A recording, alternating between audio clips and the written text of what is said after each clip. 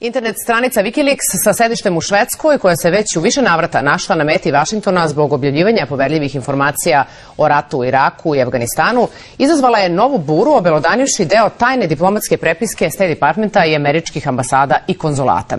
Među podacima koji će postepeno biti objavljivani postoje diplomatske depeše iz zemalja bivše Jugoslavije, kao i podaci zašto nije uhvaćen general Ratko Mladić. Iako objavljena prepiska uglavnom sadrži diplomatske pikanterije, govori se i o vrlo ozbiljnim namerama. Wikileaks kaže da je saudijski kralj Abdullah u više navrata vršio pritisak na Ameriku da napadne Iran i stavi tačku na nuklearni program Teherana.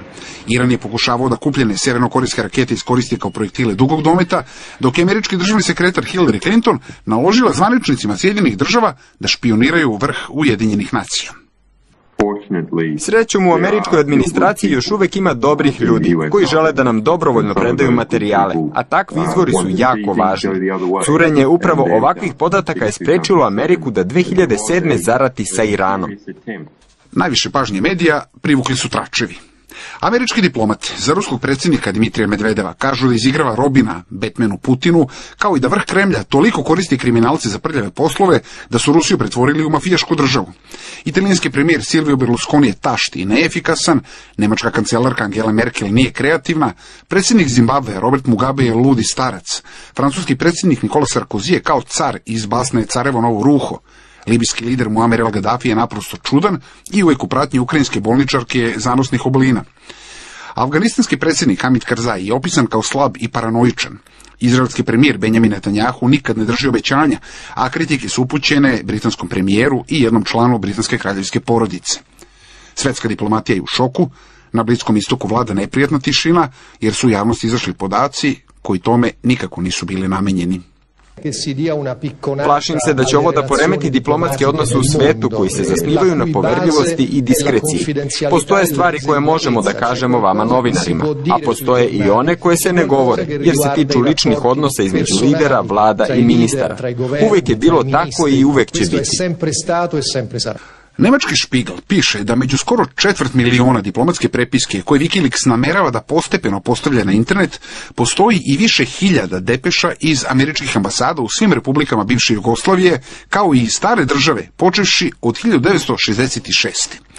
Ono što će na našim prostorima sigurno izazvati najviše pažnje je najava britanskog Guardiana da postoje podaci zašto još nije uhvaćen general Ratko Mladić.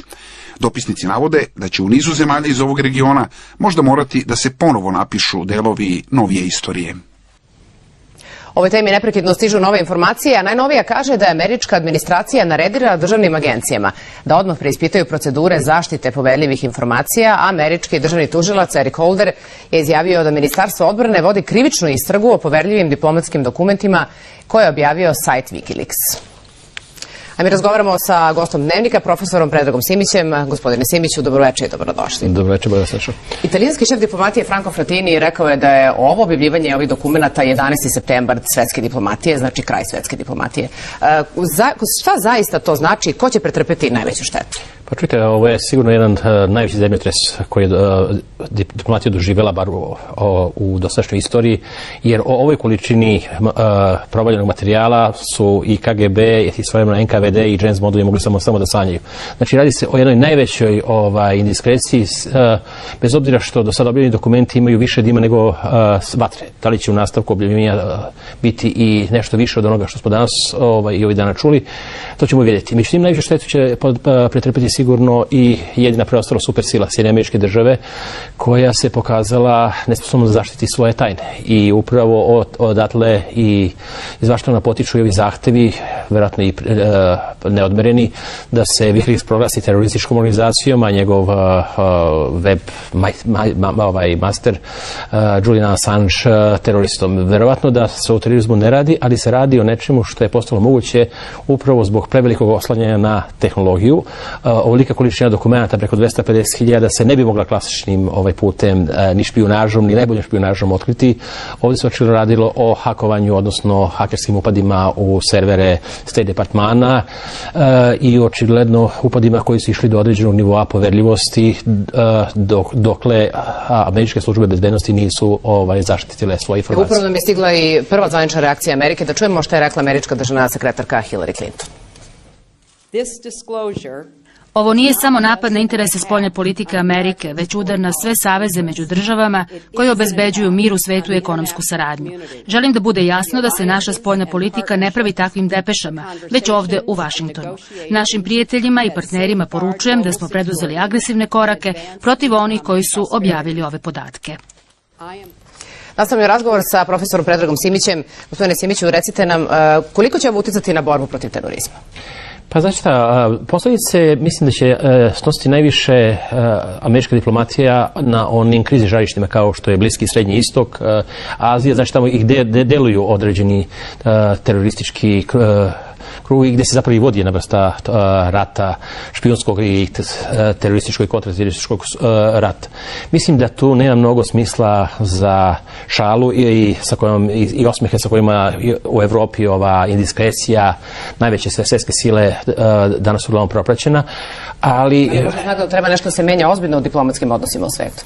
Pa čini mi se da će možda u ovom trenutku najviše biti zadovoljni oni koji su i ukazivali ranije da primjena previše savremene tehnologije može da deluje kontraproduktivno.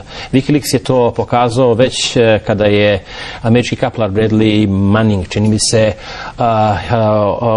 hakovao po prvi put i izneo dokumente Pentagona, znači to je bila prva prilika kada je Wikileaks dospeo u javnost, a ovde, sudeći prema rečima državne sekretarke Hillary Clinton, se radi očigledno o ljudima iz samog State Departmana koji su imali pristup bazama podataka State Departmana do određenog stepena poverljivosti. Prema tome mislim da će vjerojatno možda oni klasični, malo konzervativni diplomati koji su i još uvijek skloni pisaćim mašinama i starim oblicima kriptozaštite od trenutku likovati i pokazati da zapravo tehnologija može zaista da omogući ovako velike diplomatske zemljotrese. Mnogo poverljivih dokumenta otišlo je sa ovih prostora, objavljeno je sa ovih prostora. Analitičari mnogi kažu da će to biti pisanje nove istorije. Šta vi mislite o tome? Nove istorije ne.